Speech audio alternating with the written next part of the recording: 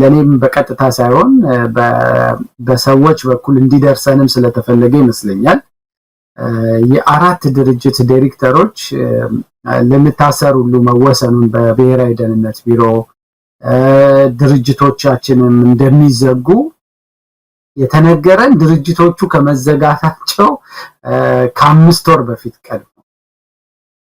እና እንደውም ለተወሰኑ ሰርኩሌት ያደረጉት ሊስት በዋትስአፕም በምን በስልክ እና ለአንድ ወዳጃችን ያ የመንግስት ቅርበት ያለው የሲቪክ ማህበር መሪ ገለልተኛ የሚመስል ግን ከጀርባ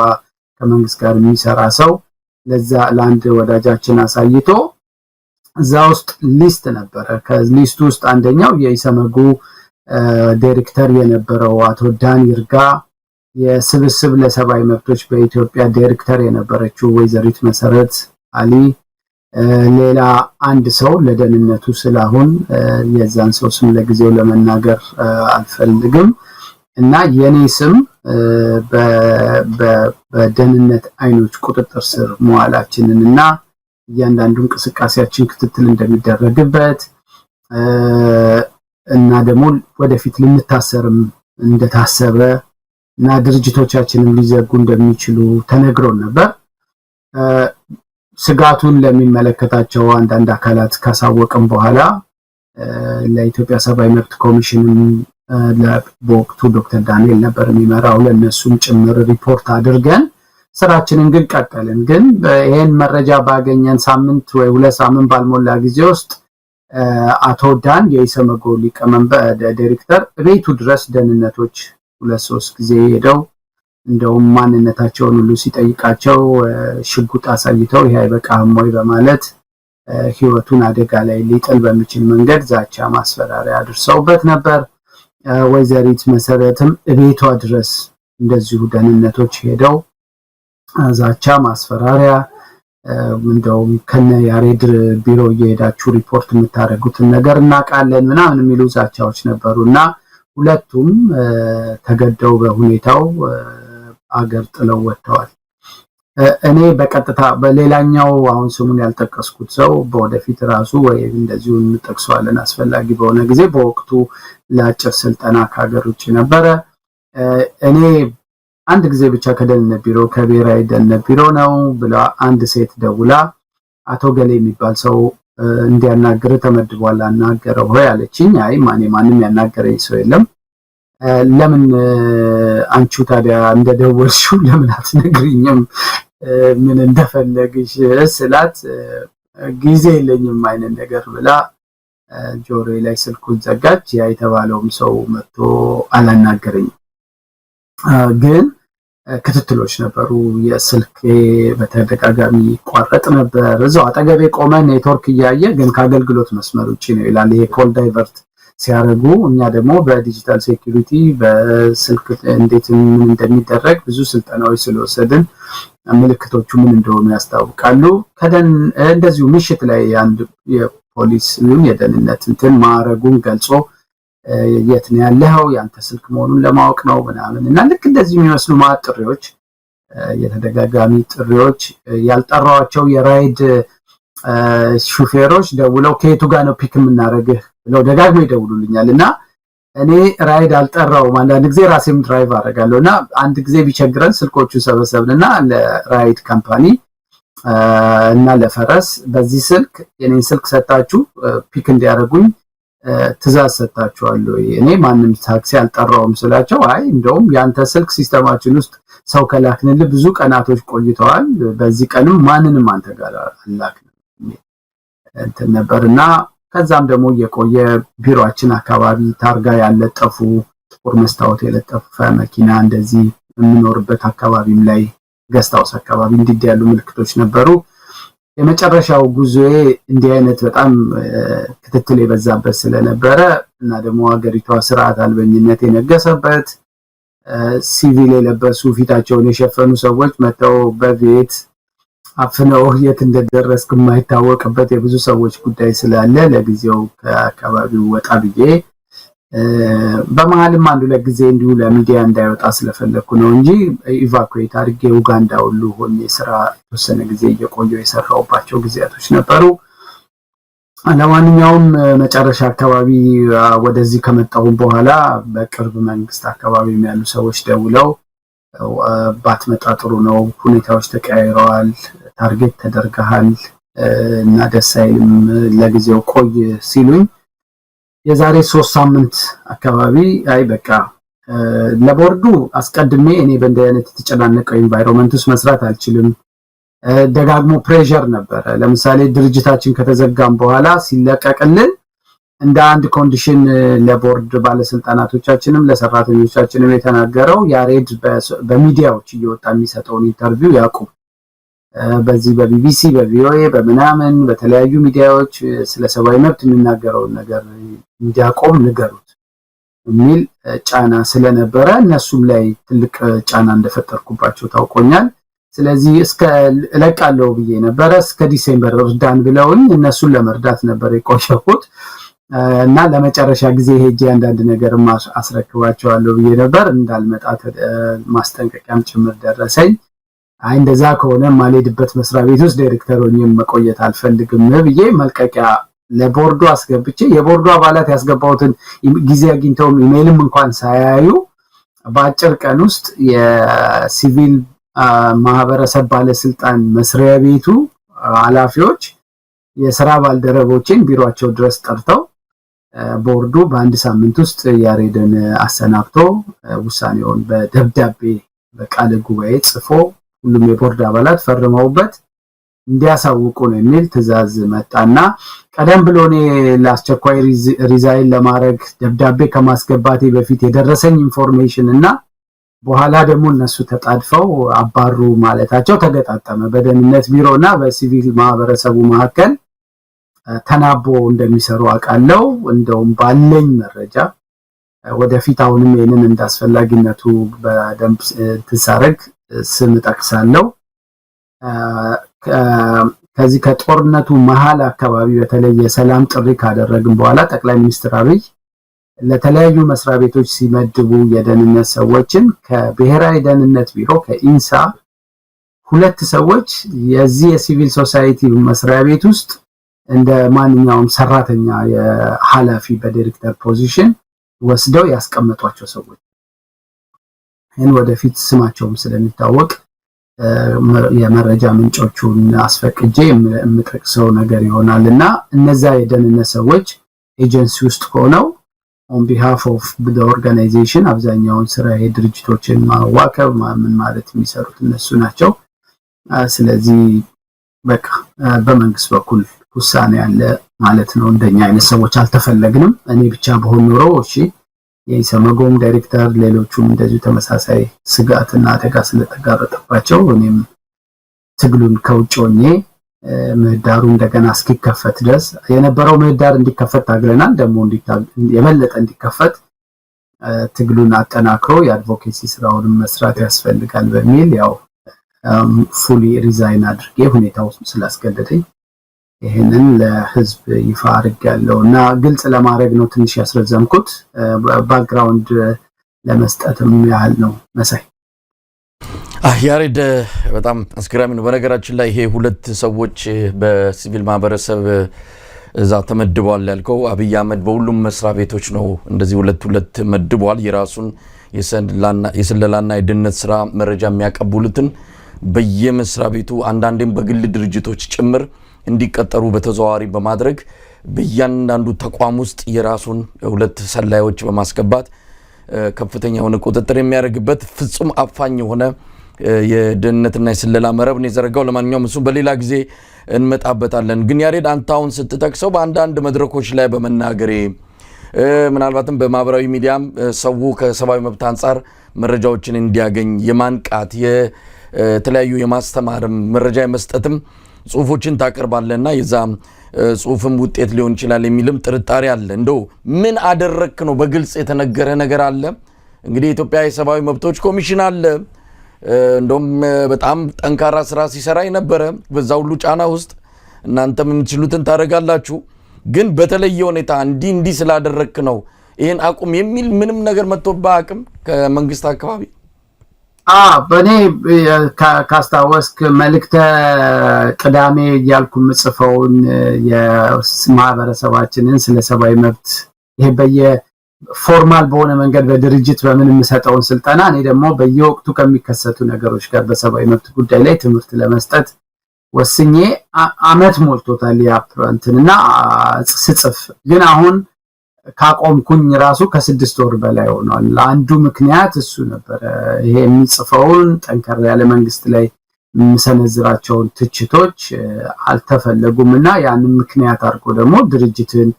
ድርጅት ውስጥ ያሉ ሌሎች አካላትን ታርጌት የማድረግ ነገር ስለነበር ለነሱ ጥበቃ ለማድረግ ስል ነው ላለፉት 6 ወራት መልእክተ ቅዳሜን ራሱ ከመጻፍ የተቆጠብኩት። ከብዙ ሚዲያዎችም ራሴን በተወሰነ ደረጃ ገለል አድርጌ የግድ በተባሉ የሰብአዊ መብት ጉዳዮች ጋር ብቻ የግድ መናገር አለብኝ ባልኳቸው ጉዳዮች ላይ ብቻ ነበር የምከሰተውና ትልቁ ነገር ምንድነው መንግስት ለትችቶች የሚሰራቸውን ስህተቶች በአደባባይ ለሚመጡበት ነቀፌታዎች የቆዳው ሳስቷል እና ጥፋቱን ከማረም የተሰሩትን ስህተቶች ከማስተካከል ይልቅ መልእክተኞቹን ተናጋሪዎቹን ሐሳብ የሚያፈልቁ አንደበቶችን መዝጋት ይሄ በኔ ላይ ብቻ ወይ በተወሰኑ ሰዎች ላይ ብቻ ሳይሆን ሚዲያው ላይ ብዙ ጋዜጠኞች ከሀገር ለመሰደድ ምክንያት የሆናቸው ባለፉት ጥቂት ዓመታት ለምን ጻፋችሁ ለምን ተናገራችሁ ነው። ምሁራኖች በተናገሩበት ልክ ይሳደዳሉ። የሲቪክ ማህበራት አመራሮች ወከባ በማስፈራሪያ ዛቻ ይደርስባቸዋል። ግን ተርኒንግ ፖይንት ብዬ ማስበው የፕሪቶሪያ ስምምነት ከመፈረሙ ጥቂት ወራት በፊት የሲቪክ ማህበራት ተሰብስበን የሰላም ጥሪ አድርገን ነበር። ይሄ የጦርነት አካሄድ ልክ አይደለም፣ ኦል ፓርቲስ ኢን ኮንፍሊክት በግጭት ውስጥ ያሉ አካላት ለሰላም እድል መስጠት አለባቸው ምናምን የሚሉ ጠንከር ያሉና ያን ተከትሎ የተወሰኑ ድርጅቶች ናቸው ይሄንን ያስተባበሩት ድራፍት ያደረጉት። ከዛ ጀርባ ደግሞ እንግዲህ ያሬድን ጨምሮ የተወሰኑ ሰዎች አሉ ተብሎ በዋናነት ታርጌት የተደረገው ከዛ ጊዜ ጀምሮ ነው። እንደውም መንግስት ውስጥ ያሉ ሰዎች የናንተ ጉዳይ ወደ ብሔራዊ ጸጥታና ደህንነት አካል ተመርቷል፣ በቃ ወደ ታች ካለው የመንግስት አቋም በላይ ነው፣ እርምጃ ኤኒታይም እንትን ያደርጋል የሚል ምክንያቱም ጠርተው ለምን የሰላም ጥሪ ያደርጋችሁ ብለው ሊያስፈራሩ ሞከሩ። ይቅርታ ጠይቁ ሁሉ ምናምን አሉ። በፍጹም እኛ ከቆማችን አንድ ኢንች ወደኋላ አንልም። የተናገርነው እውነት ነው እንደግመዋለን ብለን እንደውም ደጋግመን የሰላም ጥሪ ማድረግ ጀመር። የመጀመሪያው ላይ 35 ነው 30 ምናምን ኦርጋናይዜሽንስ ነበር። በኋላ ወደ 8 ወረድ። ሌሎቹ አስደነገጧቸው እያስፈራሩ በየቢሮአቸው እየደወሉ ተሳስተን የፈረምነው ሁሉ ያሉ አሉ።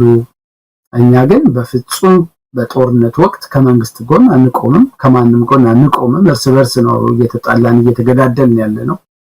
ይሄ መቆም አለበት፣ ወገኑን መጨረስ የለበትም የሚል በጣም ስትሮንግ አቋም ነበረንና ይሄንን ያው ለምዕራባውያኖች ጋር ግንኙነት አላቸው ምናምን የሚል ነው። ሌላው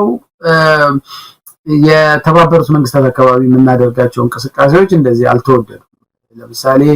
የዓለም አቀፍ የቶርቸር ሪፖርት በሚቀርብበት ጊዜ ለዛ ተልእኮ ከሄዱት ሁለት ሰዎች አንዱ የኢሰመጎ ዋና ዳይሬክተር የነበረው አቶ ዳን ነውና ሲመለስ ኤርፖርት ላይ አስቆመው ብዙ ዛቻ ማስፈራሪያ እንዴት እንደዛ ሄደ ለምን ሪፖርት አደረክ ተብሎ ብዙ ነገር ፍዳውን ያየው። ከሱ ጋር አብራ ሄደችው ወይዘሮ ኤደን የምትባል የሥራ ባልደረባችን የአንድ የዚሁ የስብስብ ለሰብአዊ መብት በኢትዮጵያ ዳይሬክተር ደግሞ ለምን እዛ ስብሰባ ላይ ተገኝተሽ ንግግር አረክሽ ተብሎ ዛቻ ማስፈራሪያ ስለደረሰባት ከወደ ሀገር ሳትመለስ ቀርታል። እና እኔ እነዛን ሁሉ ማስፈራሪያዎች በመተላለፍ በተባበሩት መንግስታት መድረኮች ላይ በተደጋጋሚ ጊዜ በመቅረብ እዛው የመንግስታት ተወካዮች ባሉበት ኢትዮጵያ ውስጥ ቶርቸር እንደሚፈጸም የሰብአዊ መብት ጥሰት እንደሚፈጸም ደጋግሜ ሪፖርት አድርጌያለሁና ያም አልተወደደልንም እና ለማንኛውም ግን ዋናው ምክንያት ዝም በሉ ነው። ምንም ብናጠፋ ገበናችንን ሸፍናችሁ አርፋችሁ ተቀመጡ፣ አርፋችሁ ማትቀመጡ ከሆነ ደግሞ እንዘጋችኋለን ነው። ለሁላችንም የደረሰን ማስጠንቀቂያ ከዓለም አቀፍ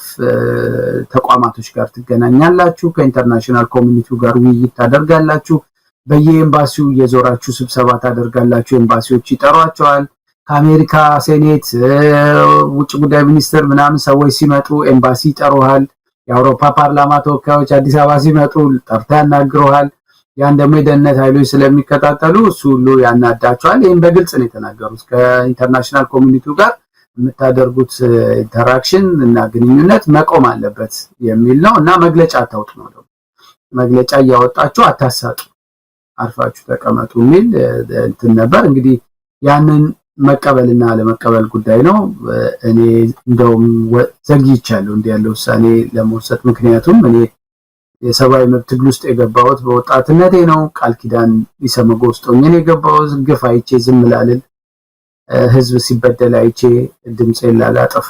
ለተገፉ ሰዎች ድምጽ ሊሆን ቃል የገባሁት በልጅነቴ ነው ስለዚህ ያን ቃል ኪዳን ላፈርሰው አልችልም ስራ መልቀቅ እና ቦታ ቀይሬ መታገል ነው ለኔ የሚቀለኝ ያሬድ ያው በቅርበትም ማቅ ነበርና ብዙ ጊዜ እኔ እንደውም ጠይቃለሁ ከዚህ እኛ ቃለ መጠይቅ ስንጠይቅ ፍቃደኛ ሆነ ምንም ወደዚህም ወደዛም ነገሮችን ሳትደብቅ ያየኸውን ስትናገርና መልእክት ስታስተላልፍ እንዴ ምንድነው ምናልባት እነዚህ ዓለም አቀፍ ተቋማት ጥበቃና ከለላ ስላለው ይሆን በዚህ ደረጃ በድፍረት እንደውም አንድ ጊዜ የሆኑ ክትትሎች እንደሚደረጉብህ እንደው በምንድነው ከቀረጻ ውጪ ከገለጽክልኝ በኋላ ጠይቄ ነበር ተመልሰት ሄዳለህ ወይ ወደ ቤልጂየም ሄደ ነበርና አዎ ሄዳለሁ ነው ያልከውና ሰው እንዴት ዘው ብሎ እነሱ ወጥመድ ውስጥ ይገባል የሚልም ድፍረትንም እንደው ትንሽ አልበዛም ወይ አይነትም ነገር ውስጥ የነበረ በወቅቱ ግን ይሄ ቀን ሊመጣ እንደሚችልም ተነግረኝ ነበር ይሄ ቀን ሲመጣ ያው የማልመለስበት ውሳኔ ይወሰናል የሚልም ነገር ነግረኝ ነበር እንግዲህ ያ ቀን መጥቶ ያው ስራህንም ኢትዮጵያንም ተለይታል ምናልባት እንግዲህ ዓለም አቀፉ ተቋማት ዝም አሉ ወይ እንዲህ አይነት ነገር ሲደረግ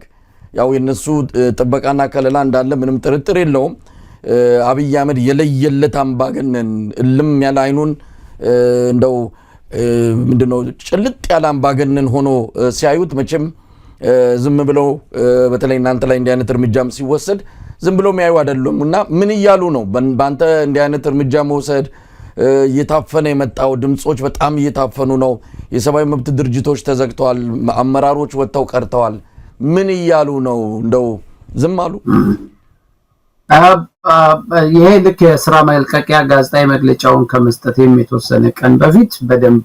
ለሚመለከታቸው ዓለም አቀፍ አካላት በተክላላ በግሌ የተፈጠረውን ነገር ሙሉ ሂደት አሳውቅ ያለው ሀገሩ ስላሉ አብረውን ለሚሰሩ የዲፕሎማቲክ ኮሚኒቲው በአውሮፓ ፓርላማም እንደዚሁ ሚቲንግ ነበረኝ በአካል የተገኘሁበት እዛም ላይ ለዓለም አቀፍ የሰብአዊ መብት ተቋማቶች ለኢንተርናሽናል በዩኤን ደረጃ ለሚገኙ ስፔሻል ራፖርተሮች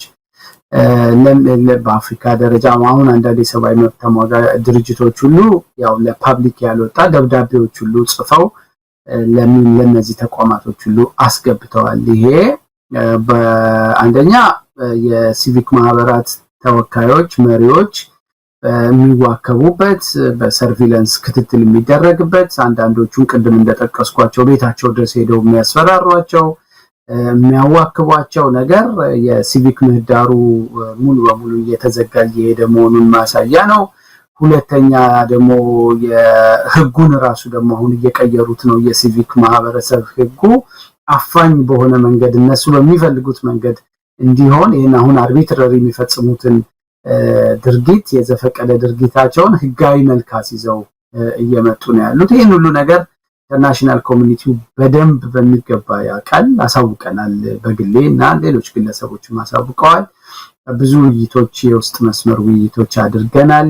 የመረጃም ችግር የለባቸውም ሀገር ውስጥ ካሉ ዲፕሎማቶች አንስቶ ኢንተርናሽናል ኮሚኒቲው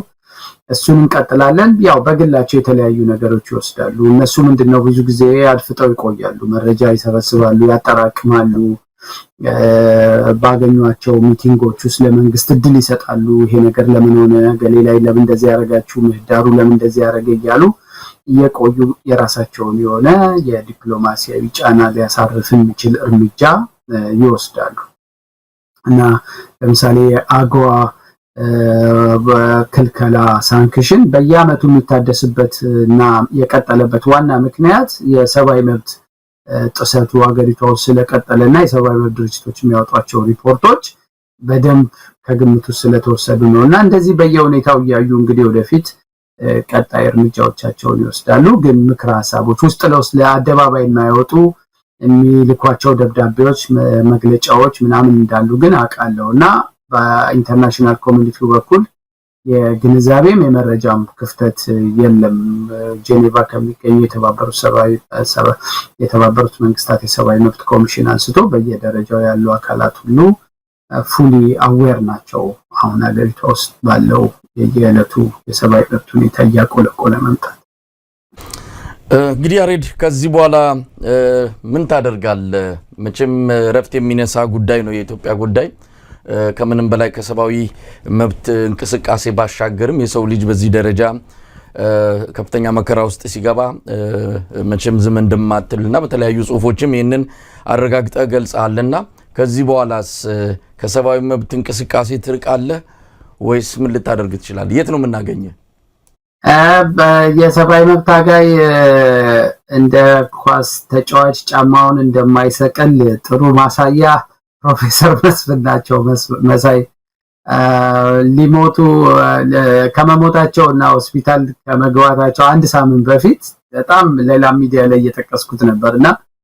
በጣም ታመዋል። የመተንፈስ ችግር አለባቸው። ኦክሲጅን አፋቸው ላይ ተሰክተው ጋቢ አድርገው ቤታቸው ሄጄ መራመድ እያቃታቸው እኔ ቁጭዬ ቆይ አንድ ጉዳይ በጣም የሰሙት አንገብጋቢ የሰብአዊ መብት ጉዳይ ስለነበር እሱን በተመለከተ ኦፒኒየናቸውን ፌስቡክ ላይ ሼር ያደርጉ ነበር። እስከዛ ድረስ ድምጽ እስከ መቃብር እስኪወርዱ ድረስ ይታገሉ ነበርና እኔ የኢትዮጵያ ያለውን የአንድ መስሪያ ቤት ዳይሬክተርነት ስራዬን ነው ያቆምኩት እንጂ የሰብአዊ መብት ትግልን ላቆምም አልችልም። እስከ መጨረሻው ትንፋሽ እስካለ ድረስ አቅሜ እስከፈቀደ ድረስ ኢትዮጵያ ውስጥ ሰብአዊ መብቶች ተከብረው ዲሞክራሲያዊ ስርዓት ሰፍኖ የኢትዮጵያ ሕዝብ የሀገሩ ባለቤት የስልጣን ባለቤት የሚሆንበት ቀን እስኪመጣ ድረስ ለግፉዋን ድምጽ መሆንበት ነገር እንደውም በተጠናከረ ሁኔታ ነው የምቀጥለው። መሳይ ያለፉት 4-5 አመት ሀገሩ ስለሆንኩ የሰብአዊ መብት ድርጅቶችም ስላሉ ከአንዳንድ የመንግስት ኃላፊዎችም ጋር ተገናኝቶ የማውራት እድልም ስለነበረ ቶሎ ጉዳዮችን ይዞ ወደ ዓለም አቀፍ መድረክ የመሮጡ እንትን ብዙም አልነበረም። አሁን ግን የፉል ታይም ስራ የአገዛዝ ስርዓቱ ወደ ለየለት አፋኝና አምባገነናዊ ስርዓት እየሄደ መሆኑን ዜጎች አስቸጋሪ የሚባል የሰብአዊ መብት ሁኔታ ውስጥ እንዳሉ ይሄ ሁኔታ መቀጠል እንደሌለበት ይሄንን በጠነከረ ቋንቋና በጠነከረ ሁኔታ በጽሁፍም ሐሳቤን በየሚዲያው በመግለጽም እና በዓለም አቀፍ የሰብአዊ መብት መድረኮችም ላይ በመገኘት ለግፉዋን ድምጽ መሆንበትን መንገድ ያው በጠነከረ መንገድ ይቀጥላል ለማለት ነው። እንደው ያሬድ ያው ለውጥ መጣ ተባለ፣ አብይ አህመድም እንግዲህ ጠቅላይ ሚኒስትር ሆነ። ብዙ ተስፋዎች ነበሩ። ከተስፋዎች አንዱ የኢትዮጵያ የሰብአዊ መብት ኮሚሽን ዶክተር ዳንኤል ወደ መድረኩ መምጣታቸው፣ በምርጫ ቦርድም እነ ብርቱካን፣ በጠቅላይ ፍርድ ቤትም እነ ወይዘሮ መዓዛ፣ ሌሎችም እንደዚሁ ተስፋ የሚሰጡ አብይ አህመድም ሻምፒዮን ነኝ ብሎ በጣም ብዙ ነገሮችን ነው በተስፋ ለኢትዮጵያ ሕዝብ ሲነግር የነበረው። በዚያ አጭር ጊዜ ውስጥ ሁሉ ነገር ጨላልሞ ከኢትዮጵያ ውስጥ ተፈጥሮ ከሚያውቁ መንግስታት የበለጠ ጨካኝና አረመኔ የሆነ ስርዓት ነው እንግዲህ አሁን ኢትዮጵያ ውስጥ ያለው፣ ምንም ነገር የማይፈቅድ። ለውጡን ጠይቄህ ነበር፣ እንዴት ታየዋለህ? በተወሰነ ደረጃ ነጥብ ልትሰጥ የምትሞክርና ግን ያለውን አጠቃላይ ሁኔታ ስጋት ያጠላበት እንደሆነ ስትገልጽልኝ ነበረ። አሁንስ እንደው ይህን ስርዓት እንዴት ትገልጸዋለህ? እንግዲህ 4 ዓመት ተኩል ቀላል ጊዜ አይደለም። ብዙ ነገር ለመመዘን ለመፈተሽም የሚያስችል ነውና ይህን ስርዓት እንዴት ትገልጸዋለህ? እንደው ካለፉት መንግስታት አንጻር በሰብአዊ መብትም ሆነ በተለያዩ ጉዳዮች ላይ ምን አይነት ስርዓት ነው? ስርዓቱ እንደ በቀደም ላንድ ኢንተርቪው እንደሰጠሁት የሆሪጂያን ሆርስ አይነት ገጸ ባህሪ ሆኖ ሌላ ከውስጥ የያዘውን እውነተኛ ማንነት እየቆየ ቁልጭ ብሎ እየወጣ የመጣበት ነው። እኔ ገና ዶክተር አብይ ስልጣን ላይ በወጣ በአመቱ ነው የቤኒቮለንት የብልጽግና ዲክቴተርሺፕ ሎድ እያደረገ ነው። አደገኛ ባህሪ ነው ደግሞ ይዞ የሚመጣው የዋን ማን ሾው ነው የቤኒቮለንት ዲክቴተርሺፕ። አንድ ሰው ከላይ ሆኖ ሁሉንም ወደታች ጫማው ስር የሚያይበት ልክ የጠቅላይ ሚኒስትሩ እዚህ ብሉ አዳራሽ ያለው እዛ ውስጥ ከፍ ያለ ማማ ላይ ቁጭ ብሎ ወደታች ሰውን ሁሉ ፖለቲከኛውንም ሃይማኖተኛውንም ጋዜጠኛውንም ሐኪሙንም ሎየሩንም የሀገሪቷን ምሁራንም እንደዚህ ነው የሚያየው። ቁልቁል ላይ ከፍ ያለ ቦታ ላይ ተቀምጦ ሴቲንጉ ራሱ የዛ የቤኒቮለንት ዲክቴተርሺፕ መገለጫ ነበርና ገና ያን ካየው በኋላ ነው አሁን መልሼ አርቲክሉን ባሳይህ 5 years አካባቢ ነው የጻፍኩትና በግልጽ እንዳስቀመጥኩት የቤኒቮለንት ዲክቴተርሺፕ መገለጫው ብልጭልጭ ነገር ያሳየ ዳቦ የበተነ ግን መሰረታዊ የሆኑ መብቶችህን ጥርግርግ አድርጎ የሚወስድ ነውና አሁን ዳቦም የለም ግን ሰዋዊ ክብርህን ሁሉ አሳጥቶ ግን በሚሰሩ አብለጭላጭ በሆኑ ነገሮች ያን በዛ የረካህ ኑር የሚል ነው እና ረጅም ጽሁፍ ነው የጻፍኩበት እንትኑና የአብይን ባህሪ ያኔ ነው የገለጽኩት። ከሚናገራቸው ነገሮች ከሚሰራቸው ስራዎች ለሰው ልጆች ካለው ክብር ለፍትህ ካለው ቦታ ለሰባዊነት ካለው ቦታ ተነስተ ባህሪው ግልጽ ነበር። ስለዚህ በመሃል ያንን ሁሉ ጉዞ የመጣሁት ባለው ክፍተትም ቢሆን አትሊስት የሚሰሩትንም ክራይሞች ዶክመንት ማድረግ ማሳጣት ይገባ ስለነበረ ነው። እንደተመጣ አካባቢ የህዝብ ቅቡልነት ችግር ስላልነበረ የባለፈው ስርዓት ላይ ኢትዮጵያ ህዝብ በጣም ያኮረፈበት የተከፋበት ስለነበር ለውጥ ይናፍቅ ስለነበር ብዙ ሰው በሙሉ ልብ የተወሰነ ሰው ደግሞ the benefit of the doubt ሰጥቶ በግማሽ ልብም እስቲ እንያቸው ብሎ ሴሌብሬት አድርጎ ነው የተቀበላቸውና ያኔ የነበሩት የህግ ማሻሻያዎች ምኖች ሁሉ ይሄንን የህዝብ ቅቡልነት ለተወሰነ መንገድ ይዘህ አትሊስት ስልጣንን በአንድ ምርጫ ፌክ ምርጫ ቢሆን ሌጂቲማይዝ ማድረግ ያለም አቀፍ ቅቡልነትን ለማግኘት ይሄ ሃኒሙን ላይ የምታሳየው በጣም የተለየ የህይወት ዘመን ላይ የማይቀጥል የፍቅር ማሳያ አይነት ነገር ነው። ወዲያው የህግ ማዕቀፎች ተስተካከሉ፣ እኛንን ሽብርተኞች የሚል ኮንፌሽን መጣ። በህዝብ ዘንድ ቅቡልነት ያላቸው ተጽዕኖ ፈጣሪ የሆኑ ሰዎች ቁልፍ ቦታ ላይ እንዲቀመጡ ተደረገ እና ለኢንተርናሽናል ኮሚኒቲውም ለኢትዮጵያም ህዝብ ሉክ ከልባችን ነው ለውጡን የፈለግነው የሚል ነበር። ምክንያቱም ያ ወቅት በጣም ፍራጃይል ስለነበር የህዝብንም የዓለም አቀፍ ማህበረሰቡንም ድጋፍ ካላገኙ የህወሓትን መሰሪ የሆነ አካሄድ አሸንፈው መውጣት አይችሉም ነበር። ስለዚህ ያን ድጋፍ በሚገባ አግኝተው ሙሉ በሙሉ የሎካሊ የኔ ጠላት የሚሏቸውን ሰዎች ሁሉ መደምሰሳቸው ወይም ከግራቸው ስር መዋላቸውን ሲያረጋግጡ ግን በሪል እውነተኛ ባህሪው የአገዛዝ ስርዓቱ እውነተኛ ባህሪ ተገልጦ ወጣና ያ ታይም ሲመጡ እንዳልኩ በሆሪጂያን ሆርስ ውስጥ የተደበቀ ሌላ ባህሪ ነበር። አሁን ግን ሙሉ ብልጽግና ራሱን ችለህ በባህሪው ልትገልጸው ትችላለህ። በምንም መንገድ የሂዩማኒቲ ሰባዊነት የሚባል ነገር ስንተኛ ደረጃ ላይ እንዳለ በእነሱ ፕራዮሪቲ ቦታ የሌለው ለኢትዮጵያ ህዝብ ክብር የሌላቸው ለህግ የበላይነት ያላቸው ምልከታ በጣም አደገኛ የሆነ ያለ ግጭት በኮንፍሊክት ውስጥ ይሄ በተወሰነ ደረጃ ምዕራባውያኖች ውስጥ እንትን ያደርግ እንደውም አንድ ጽሁፍ ነበር መሳይ ለማን ነው ለጠቅላይ ሚኒስትሩ የናኦሚ ኪለን ፕሮፌሰር ናኦሚ ኪለን የምትባል የካናዳዊት ጋዜጠኛ የጻፈችው the shocking doctrine የሚል አንድ መጽሐፍ አለ እና ይሄን መጽሐፍ ወይ አንብበውታል ባያነቡትም ያነበበ ሰው በደንብ እሱን በዛ ቅኝት ሾክ ፈጥረው የሾኩን ቴራፒ ማድረግ ነውና አንድ አደገኛ ሁኔታ ተፈጥርና ከዛ አደገኛ ሁኔታ ውስጥ የሚፈጠሩ ኦፖርቹኒቲዎችን አደጋውን የፈጠርከው አንተ ስለሆንክ አደጋውን ስትፈጥር የሚመጣውን ዳሜጅ ታውቀዋለህ ከሱ ውስጥ ደግሞ የሚገኙትንም ኦፖርቹኒቲዎች ቁጭ ለካልኩሌት ታደርጋለህ ጦርነት ስትፈጥር ጦርነቱ ምን አደጋ እንደሚያስከትል ታውቃለህ በደንብ ግን ከዛ አደጋ ውስጥ ምንድነው የምጠቀመው የሚለውን ቀድመህ ካልኩሌት ታደርግና አደጋውን ማንፋክቸር ወደ ማድረግ ስራ ውስጥ ትገባለህ ላይክ አሁን ነታየ ደንዳ ያጋለጡት የትግራዩን ጦርነት ሁኔታ ብትወስድ ሌሎች አካባቢዎች የተደረጉ ግጭቶች አደጋዎቹም ቀድመው ይታወቃሉ ያደጋዎቹ ውጤቱም ቀድመው ይታወቃሉ ከውጤቱ ላይ ያገዛ ስርዓቱ እንዴት አድርጎ ያንን ቴራፒ መስራት እንደሚችል ራሱ አስልቶ የገባባቸው ጥፋቶች ናቸው አሁን ኢትዮጵያን አደገኛ ሁኔታ ውስጥ እየከተቷት ያሉትና ለኔ እንዲ ኢትዮጵያ በዚህ ደረጃ በጎረቤቶቿ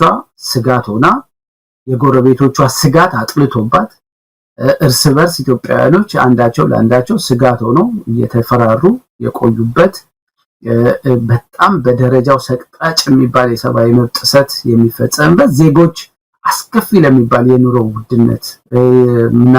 ስቃይ የተዳረጉበት ዘመን ቢኖር ይሄ ዘመን ነውና በቃላት ራሱ የሚፈጸሙትን ነገሮች ለመግለጽ ያስቸግራል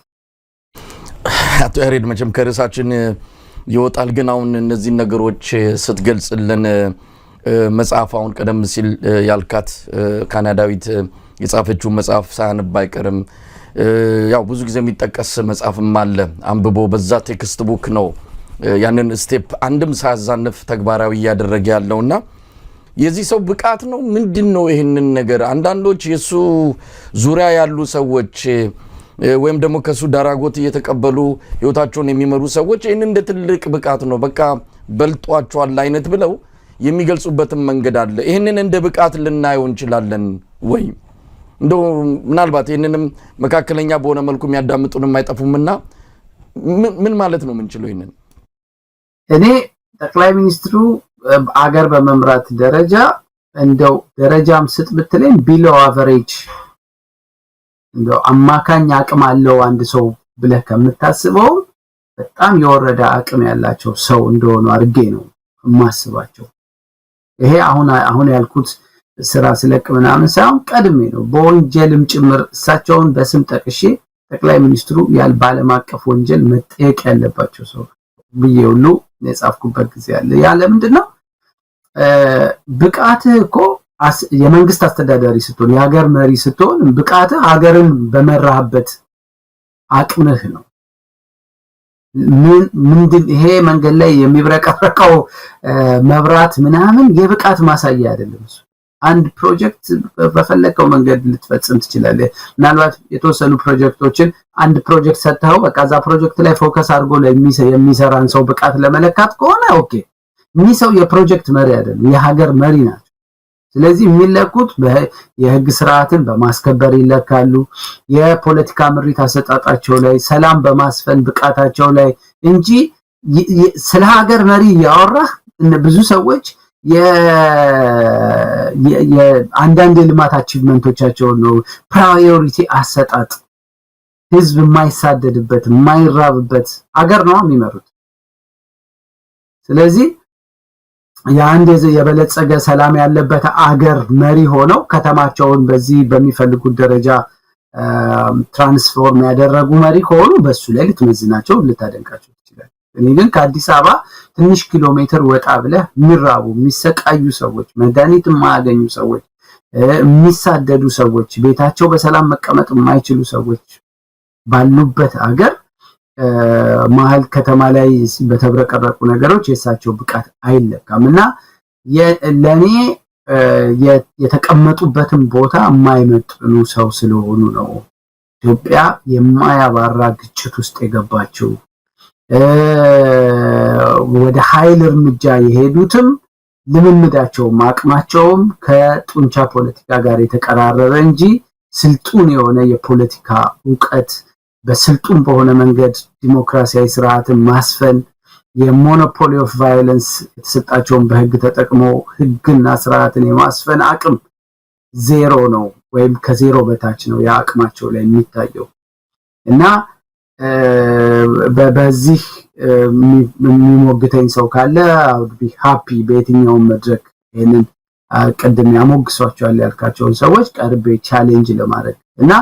በኢኮኖሚ አልተሳካላቸው በሰላም አልተሳካላቸው በህግ የበላይነት በማስከበር ጉዳይ አልተሳካላቸውም ሰላምን በማስፈን ደረጃ አልተሳካላቸውም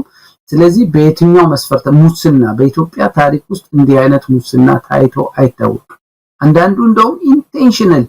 መንግስት ለሲቪል ሰርቫንቱ የደሞዝ ማሻሻያ ማድረግ የማይችልበት ቅርቃሩ ስለገባ ከህዝቡ በሙስና መልክ የነጠቀ ይብላና እኔን ይደግፈኝ ተብሎ ሆን ተብሎ የታሰበበት ሁሉ ነው የሚመስለው ስለዚህ ህዝብ እያለቀሰ ነው እያማረረ ነውና በየትኛው ብቃታቸው ነው ጥንካሬያቸው ለነዛ ሰዎች የታያቸው የሚለው ያሳስበኛል he's not የፕሮጀክት ሊደር አይደል ፕሮጀክት እንዲፈጽሙ የተቀመጡ ሰው አይደለም እሳቸው እዛ የተቀመጡት አገር እንዲመሩ ነው አገር ደግሞ መመዘኛው የአገር መሪነት ዘርፈ ብዙ ነውና በአብዛኛው መመዘኛ ዜሮ እና ከዜሮ በታች ናቸው ስለዚህ አንድ ሁለት የፕሮጀክቶች ጉዳይ አንስቶ በዚህ ጉዳይ በዛ ጉዳይ ብሎ እሳቸውን በዲፕሎማሲ ለምሳሌ የሀገሪቷ ዲፕሎማሲ የሾቀበት በዚህ ደረጃ የኢትዮጵያ ዲፕሎማሲ አደጋ ውስጥ ወድቆ አያውቅም እሱን ሄደ በየኢንተርናሽናል መድረኩ ላይ ከሚወክሏቸው ዲፕሎማቶች አንስቶ ብቃታቸውን በወያኔው ጊዜ የዲፕሎማሲ ጉዳይ አደጋ ውስጥ ነበር ተጋግመን እንጮህ ነበር ከዛ በብዙ እጥፍ ነው አሁን ደግሞ የወረደው ስለዚህ በሳቸው ብቃት የሚደመሙ ሰዎች ለኔ አሁን ቀድሜ ባነሳቸው ብዙ ጉዳዮች አንድም ታውረዋል አለያም ደግሞ ወየጥቅሙ ተጋሪዎች ሆነዋል ማለት ነው እንጂ እኚህ ሰው በአግባቡ እየፈተኗቸው አይደለም አሁን ደግሞ በዲሞክራሲ እየወደቁ ነው የፖለቲካ ፓርቲዎችን ማሳደድ አቶ ልደቱን አሁን አንድ ግለሰብ ከሀገር እንዳይመጣ ማድረግ ምርጫ እየመጣ ስለሆነ በዘፈቀደ የሚፈጸሙ አፈናዎችን በህግ ማዕቀፍ ሁሉ ሌጂቲማይዝ የማድረግ ህግ የማሻሻል ህግን የአፈና መሳሪያ የማድረግ ስልት ሁሉ የገቡት ወያኔ ኢህአዴግ እዚህ ስልት ውስጥ የገባው ከምርጫ 97 ማግስት ነበር ጠመንጃው ስለማይበቃ የሀገሪቷን የህግ ማዕቀፍ ወደ ማፈኛ ቱልነትን ቀይረው የሚለውና እሳቸው እሱን አሁን የገቡበት ነው ያሉት ስለዚህ በብዙ መስፈርት ለኔ ሀገር ለመምራት ብቃት ያላቸው ሰው አይደለም ያ ማለት ሙሉ በሙሉ ሰው የሰሯቸው ምንም መልካም ነገሮች የሉም ይያልኩ አይደለም ይሄ ደጋፊዎቻቸውን በዚህ እንትን እንዳያደርጉ የሰሯቸውን ስራዎች በአግባቡ እናያለን ግን ለሀገር መሪነት ግን የኖቤል ሽልማቱን መመለስ አለባቸው ይሄ ሲመጡ ያሰሙት ለአፍሪካን በቃለን የሚለው እንኳን ለአፍሪካ ኢትዮጵያን በነበረችበት ሁኔታ እንኳን ይዘው መቀጠል ያልቻሉ ሰው ናቸው ስለዚህ በፖለቲካ በዲፕሎማሲ በሰብአዊ መብት በህግ የበላይነት የፌል ያደረጉ ሰው ያሬድ እንግዲህ ዛሬው ከአዲሱ ያንተ ውሳኔና ከስትሰራበት ከነበረው ድርጅት ጋር መለያየትን በተመለከተ እሱን መረጃ ይዘን የተገናኘ ነው በዚህ አጋጣሚ ግን የኢትዮጵያ የሰብአዊ መብቶች ኮሚሽን መግለጫ አውጥቷል መግለጫው አዲሱ አመራር የአቶ ብራኑ አዴሎ የተሰኙ የኢህአዴግ ባለስልጣን የነበሩ የብልጽግና ባለስልጣን እንደሆኑ ነው የሚታመነው የመንግስት ሰው ናቸው እኚህ ሰው ስልጣኑን ወይም ደግሞ ዳይሬክተርነቱን ከያዙ በኋላ ለመጀመሪያ ጊዜ መስለኛል ሲወጣ ከተሳሳትኩ ታርመኛል እንዴት አየሁ መግለጫውን ከዚህ በኋላ ያ ቤት ሙሉ በሙሉ ወደ ቀደመው ከነ ዶክተር ዳንኤል በፊት ወደ ነበረው መልክና ቁመና ይቀየራል ወደዛ ይመለሳል ወደ ቀድሞ ቤቱ ይገባል ብለን ድምዳሜ ሰተን በቃ ብቅቶለታል ሞተ ተቀበረ ብለን እርማችንን አውጥተናል እርማችን የሚመለስ አይመስለንም ሌላ አገዛዝ ካልመጣ በስተቀር እንዴት አየው ሪፖርቱ እንዴት የሚገለጽ ነው እንደው ትንሽ አገም ጠቀም ያለ ነገር አለው ነፃነት እንዳለው ለማሳየትም የሞከረ ይመስላል አዎ የሪፖርቱን ሙሉ ለማግኘት ሞክሬ ነበር ግን ዌብሳይታቸውም ላይ ሙሉን ሪፖርት አገኛላችሁ የሚለው ሊንክ እንደውም ለነሱም ለመረጃ ጭምር እንዲያገለግላቸው ስትጫነው ወደ ሙሉ ሪፖርት አይወስድም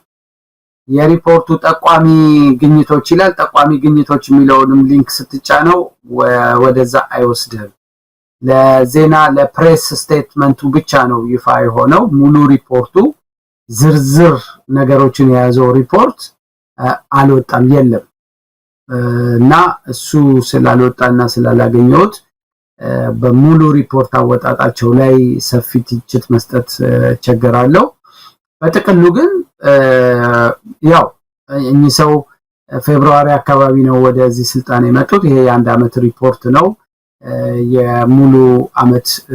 ስራው እዛ ውስጥ አልነበሩም ግን ተቋሙ የሰራቸውን ስራዎች የጠቆሙበት አንዳንድ ነጥቦችን ያያዩ ነበረ አሉታዊ ብለው ያስቀመጧቸው ነገሮች አብዛኛው ከግጭት ጋር በተያያዙ የተፈጸሙ የሰብአዊ መብት ጥሰቶች አሁንም ቀጥለዋል እነዚህ መሻሻል አለባቸው የሚል ነገር ፕሬስ ስቴትመንቱ ላይ አይቻለው አዎንታዊ ብለው ደግሞ ያሏቸው ነገሮች አሉ የሽግግር ፍትህ ትግበራ ፍኖተ ካርታና አንዳንድ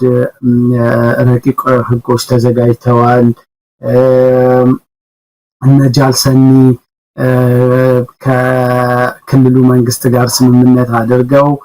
የኦሮሚያ ክልል የሰብአዊ መብት ሁኔታ ተሻሽሏል ምናምን የሚሉ ነገሮች አይቻለው እና እኔ እውነት ለመናገር እነዚህ በቂ ማት ኢንዲኬተሮች አይደሉም ኮሚሽኑ አዎንታዊ መሻሻሎች ጥቅል ስቴትመንት አለው የሀገሪቱ የሰብአዊ መብት ሁኔታ በተወሰነ ደረጃ መሻሻል አሳይቷል ይላል ለኔ ዳስ ኖት ጄኒዩን አሰስመንት በየትኞቹ ቦታዎች ላይ ነው የዚህ የረቂቅ የትራንዚሽናል ጀስቲስ ረቂቅና ፍኖተ ካርታ ከሀገሪቷ የሰብአዊ መብት ሁኔታ መሻሻል ጋር ምንም የሚያገናኘው ነገር ምንም ረቂቅ ህግ ነው እዛው በኤሊቱ ማዕከል እየተንከባለለ ያለ ሰነድ ነው እሱ በመኖሩም ባለመኖሩም በአገሪቷ የሰብአዊ መብት ሁኔታ ላይ ምንም የመጣ ትግበራ ላይ እንኳን የመጣ ሰነድ አይደለምና እሱ እንደ ወደፊት ሊሻሻል እንደሚችል ማሳያ ሊሆን ይችላል ብለው ሊያስቀምጡ ይችላሉ ግን አገሪቷ ውስጥ በአንድ አመት ውስጥ የሰብአዊ መብት ሁኔታው ለመሻሻሉ እንደ አዎንታዊ ሁኔታ ይሄ ረቂቅ ተዘጋጅቷል ማለት ስላቅ ልክ አይደለም ትክክለኛም ግምገማ አይደለም ምንም የሚያገናኘው ነገር የለም ይሄንን አጠንክሬ መናገር ፈልጋለሁ አዎንታዊ ምልክቶች ታይተዋል ተስተካክለዋል ማለት ለምሳሌ ከህግ አግባብ ውጪ የታሰሩ ሰዎች ፍትህ አግኝተው ተለቀዋል ወይ እስር ቤት ውስጥ የማሰቃያ ተግባር የሚፈጸምባቸው ሰዎች ፍትህ አግኝተው ተለቀዋል ወይ የዜጎችን መሰረታዊ የሰብአዊ መብት የጣሱ ሰዎች በህግ አግባብ እንዲጠየቁ ማድረግ ተችሏል ወይ እነዚህ ቀጥታ ተግባራዊ እርምጃ የሚፈልጉ ነገሮች ናቸው በግጭት ምክንያት የተፈናቀሉ ሰዎች በአግባቡ ደህንነታቸው ተጠብቆ ወደ ቀያቸው ተመልሰዋል ወይ በግጭት ምክንያት ትምህርት መማር ያልቻሉ ህፃናት ወደ ትምህርት ገበታቸው ተመልሰዋል ወይ የዛሬ አመት ከተፈጸመው እገታ አፈና አንፃር በዚህ አመት የተፈጸመው በንጽጽር ያነሰ ነው ወይ በንጹሃን ዜጎች ላይ የተፈጸሙ ጥቃቶች የዛሬ አመት ከተፈጸመው በአሁኑ አመት ይያልክ በንጽጽር ተነስተህ ነው የተሻሻሉ ነገሮች አሉ ለዛ ነው ዜናውን ካየው በኋላ ዋናውን ሪፖርት ለማንበብ የሄድኩት ግን በድርጅቱ ድረገጽ ላይ ዋናውን ሪፖርት ስላላገኘሁት ለኔ ለማነጻጸር ይቸገራለውና በጋዜጣዊ መግለጫው ላይ የተሰጠው ድፍን የሆነ ነገር ግን ትክክለኛ ማሳያ አይደለም ሌላው የዚህ በስቲል አካባቢ ላይ ያሉ ግጭቶች ከግጭት አካባቢ ላይ የተነሱት ነገሮች እሱ መካድም አትችልም ሊሸፍነውም ብትል መሸፈን አትችልም ዓለም አቀፍ ሚዲያዎች ጭምር ደጋግመው የውጪ የሰብአዊ መብት ድርጅቶች እነ አምነስቲ ሁማን ራይትስ ዎች ሌሎችም ደጋግመው ሪፖርት ያደረጉበትን ነገር የሀገሪቷ ሰብአዊ መብት ኮሚሽን ዝም ካለ የኚህ ሰው እንትን ሌላ ገጽ ይይዛል። ስለዚህ እሱን ዲና የማይደረጉ ፋክቶች ስለሆኑ እዚህ ጋዜጣዊ መግለጫው ላይ ተገልጸዋል። ከዛ ውጪ ግን ለኔ ሙሉ ሪፖርቱን በደንብ አይቼ ገምግሜ ሰፊ ሪፖርት ዝግምገማ ልሰጥ እችላለሁ። በጋዜጣዊ መግለጫው ላይ ግን ተነስቼ ልምችለው ነገር አዎንታዊ ተብለው የተቀመጡት ለሰብአዊ መብቶች መሻሻል አዎንታዊ ምልክቶች ታይተዋል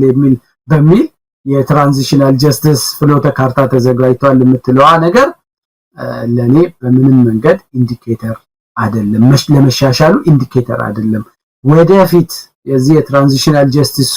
ኢምፕሊመንት ሲደረግ ምናልባት ወደፊት ለመስተካከሉ ማሳያ ነው ሊባል ይችል ይሆናልና ትንሽ እንደዛ አይነት ክፍተት አይችልበታለሁ መሰል። እንግዲህ አቶ ያሬድ የኢትዮጵያ ሰብአዊ መብት ኮሚሽን በቅርቡም ያው ሁለት ከፍተኛ ባለሙያዎች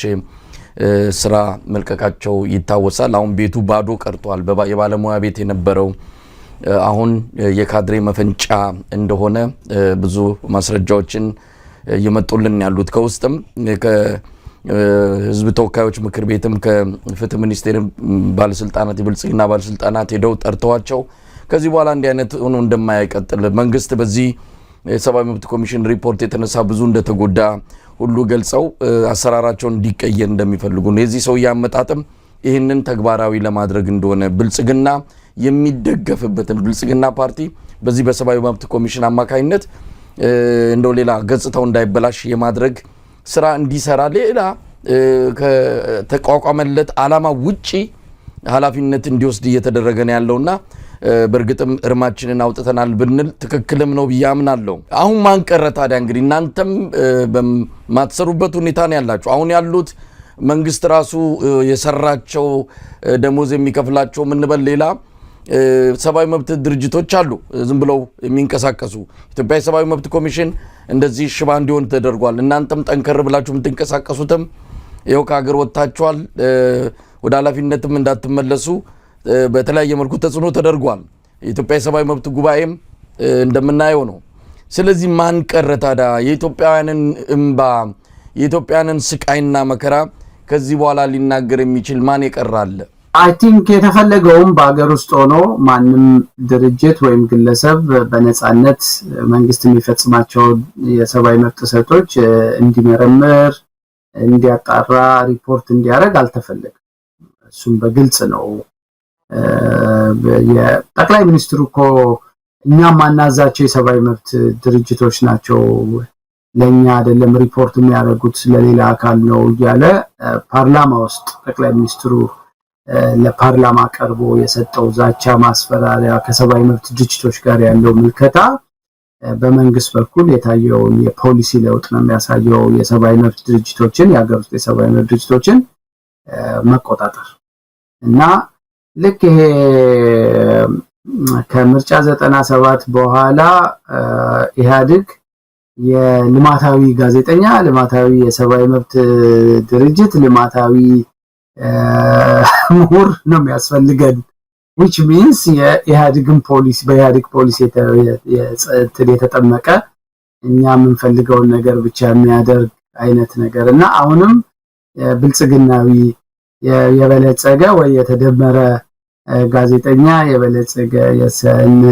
እነሱ ዲፋይን በሚያደርጉት ብልጽግና የበለጸገ የሲቪክ ማህበር እንደዚህ ያሉ ምህዳሩን ሁሉ በዛ አግባብ ነው ሚዲያውንም ምኑንም ሼፕ እያደረጉ ያሉት። ብልጽግናን መተቸት፣ ክሪቲሳይዝ ማድረግ የሀገር ሉዓላዊነት ስጋት፣ የሀገር አንድነት ስጋት ተደርጎ ነው ዲፋይን የተደረገው። አሁን የሲቪክ ማህበረሰቡ ህግ ላይ አንድ ፍሬዝ አስገብተዋል፣ ለሀገር ደህንነት ስጋት መሆን። ስለዚህ ጠቅላይ ሚኒስትሩን ከተቸህ የሀገር ደህንነት ስጋት ነው። ብልጽግና የፈጸመውን የሰብአዊ መብት ጥሰት ካጋለጥ ለሀገር ደህንነት ስጋት ነው። ስለዚህ ያቺ አንቀጽ ተጠቅሳ እርምጃ ይወሰድብሃል፣ በሚዲያውም ላይ በምኑም ላይ። ስለዚህ ምህዳሩ ነው እየጠበበ የመጣው። ግን ያኔም እንዳደረግነው በኢህአዴግ ያንን አፋኝ የሆነ ህግ ሲያወጣ ውጭ ያለነው አካላቶች ዝም አላልንም። የአድቮኬሲውንም ፕሬዠሩንም ትግሉም ቀጥሏል። ስለዚህ ጊዜውን የሚመጥን የትግል አቅጣጫ ፈጥሮ የዲፕሎማሲውን ስራ የአድቮኬሲውን ስራ መቀጠል ነው የሚያዋጣው። ይገባኛል። አገር ውስጥ ሆኖ አሁን በመንግስትም ተናግሮ ተችቶ በሰላም ማደር አይቻልም። ወይ ድርጅት ይዘጋል፣ ወይ ትታሰራለህ፣ ወይ ያሳድዱሃል። ስለዚህ ሀገር ውስጥ ያሉ ሰዎች ዝም ሊሉ ይችላሉ፣ ዝምታ ሊያበዙ ይችላሉ። በደንብ ነው የሚገባኝ፣ በደንብ ነው የምረዳቸው። ግን አትሊስት እኛ የቀረነው አንጻራዊ ነፃነቱ ምንም ያለን ሰዎች ግን ሁኔታዎችን ዝም ስለማንል ትግሉ አይቆምም መሳይ። አቶ ያሬድ ኃይለማርያም የሰብአዊ መብት ተሟጋች፣ እንግዲህ እንገናኛለን። አሁን በሰፊው ትመጣለን። እንደበፊቱ ብዙም ገደብ አይኖርብም። ያንንም ገደብ ኖሮብህ ሳይሆን ስራውን ለማከናወን ከድርጅታዊ ዲሲፕሊን ላለመውጣት በሚል እንጂ የሚደርሱትን የሰብአዊ መብት ጥሰቶች በየትኛውም አጋጣሚ ለማጋለጥ አቅሙም ፍላጎቱም ድፍረቱም እንዳለ በግላቅ አለው። እንግዲህ በስራ አጋጣሚ እጅ የገቡ ካሉ ምናልባት በዛን ወቅት ማውጣት እንዳትችል ከድርጅት አሰራር አንፃር የተቀመጡ በጣም ጠቃሚ የሆኑ መረጃዎች እንደሚኖሩ ገምታለሁና እነዚህን ጨምሮ ሌሎች ነገሮችንም የምታካፍለን ጊዜ ደርሷል ብዬ ነው እንግዲህ ለተመልካቾችም በዚህ አጋጣሚ በተስፋ እንዲጠብቁ ማድረገው። ምንጨምረው ከሌለ ጨርሰናል።